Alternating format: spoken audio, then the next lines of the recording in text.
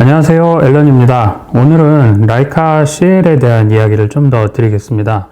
사실 얼마 전 제가 블로그 포스팅에 라이카 CL은 라이카의 서자인가 이런 글을 올렸는데요. 신기하게 라이카 CL의 성능 대비 사람들의 관심이 상당히 떨어지는 것 같습니다.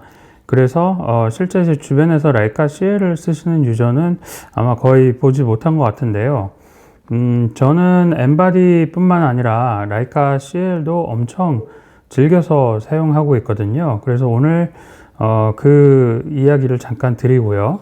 최근 공교롭게도 제가 라이카 CL 글을 쓰면서 CL에 대해서 저에게 예전에 남겼던 제 영상을 보시고 뭐 댓글을 남기신다든지 뭐 질문을 남기시는 분들이 좀 있는데요.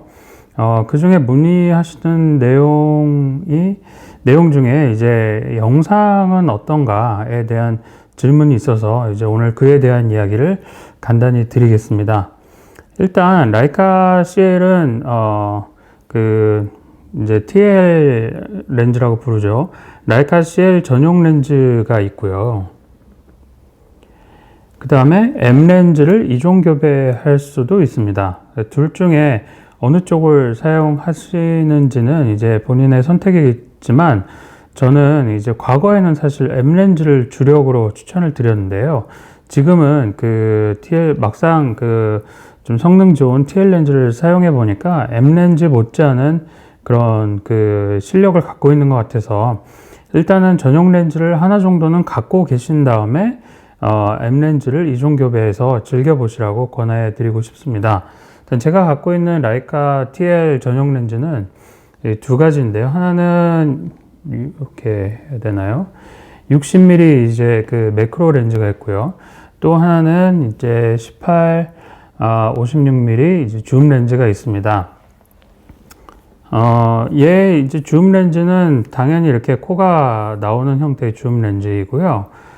그리고 이제 최소 조리개 값이 3.5부터 시작해서 그 다음에 5.6까지 가변하는 조리개인데요. 그러니까 56mm일 경우에는 조리개 값이 5.6이 최대 개방이 되는 거겠죠.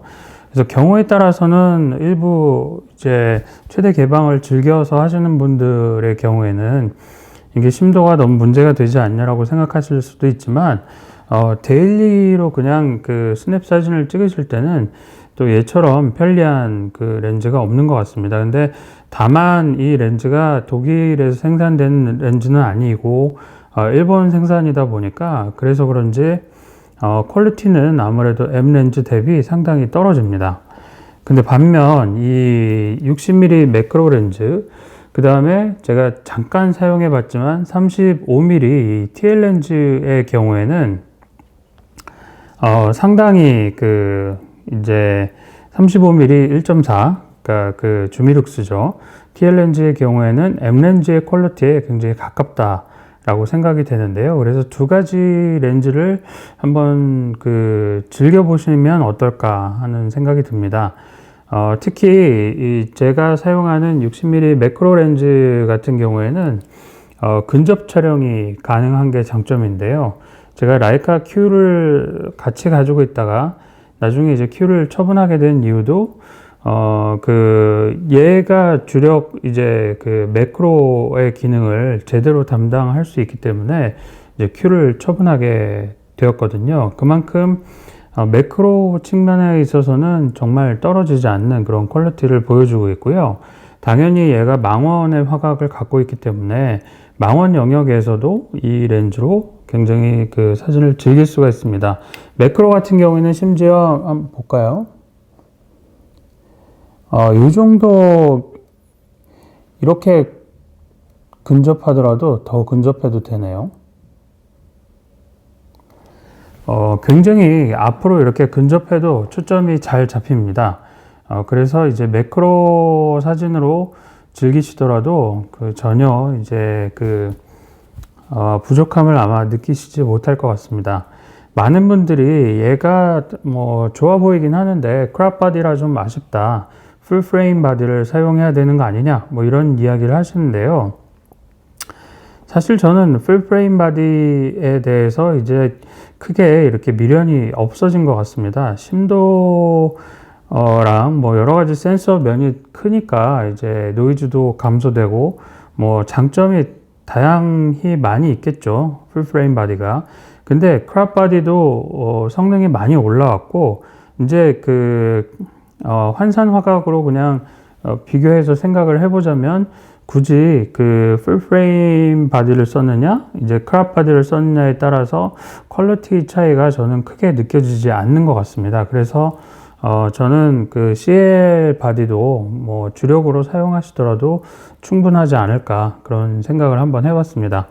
CL의 가장 큰 장점은 위에 이 버튼들입니다. 킬까요? 여기에 다이얼도 있고요. 얘도 다이얼이 있고, 그 다음에 얘도 버튼을 누를 수 있고, 얘도 버튼을 누를 수가 있습니다.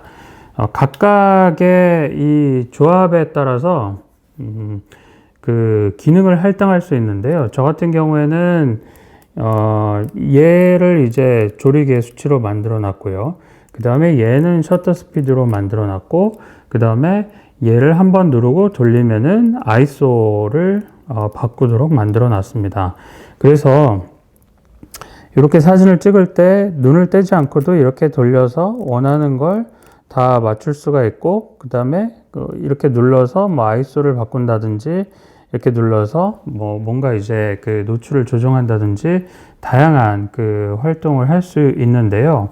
이게 이제 왜 장점이라고 제가 설명을 드리냐면 사진을 뭐 M모드로 찍지 않는 분도 많이 있겠지만 저는 좀 약간 통제된 환경으로 찍는 걸 좋아하고 그래서 이제 M모드로 종종 찍는데요. M모드의 경우에는 ISO도 내가 원하는 대로 좀 고정하고 싶을 때도 있고 그 다음에 셔터 스피드나 조리개를 원하는 대로 내가 고정해서 찍는 맛이 이제 매뉴얼 모드의 장점인데 그럴 때마다 뭐 셔터 스피드는 이렇게 바꿀 수 있는데 ISO를 바꾸기 위해서는 후면에 이제 메뉴 버튼을 눌러가지고 얘를 이렇게 움직여가지고 뭔가 이제 메뉴를 타고 들어가서 결정을 해야 된다고 하면 상당히 번거롭습니다. 이런 과정을 거치다 보면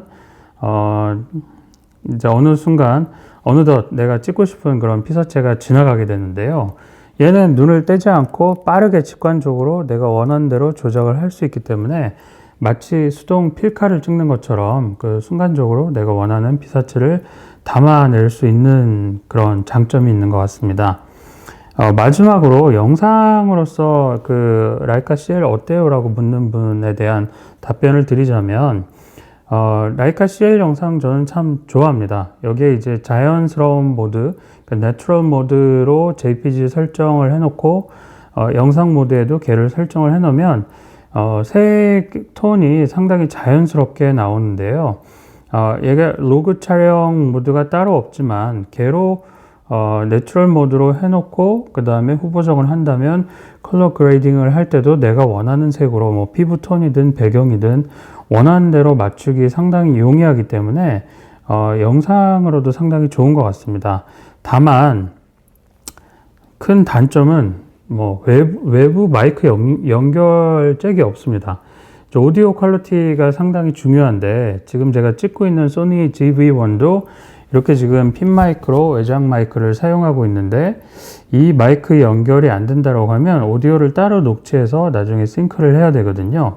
물론 싱크하는 방법이 크게 어렵진 않지만 그게 이제 상당히 번거롭습니다. 그리고 이제 손떨림 방지 기능이 없기 때문에 그런 부분은 아무래도 근대적인 카메라에 비해서 큰 단점은 있는 것 같습니다. 이제 그럼에도 불구하고 라이카 CL 저는 적극 추천을 한번 드리고 싶습니다. 제가 간단히 찍은 그냥 일상 브이로그 영상을 한번 보시면서 이번 영상 마무리하도록 하겠습니다. 감사합니다.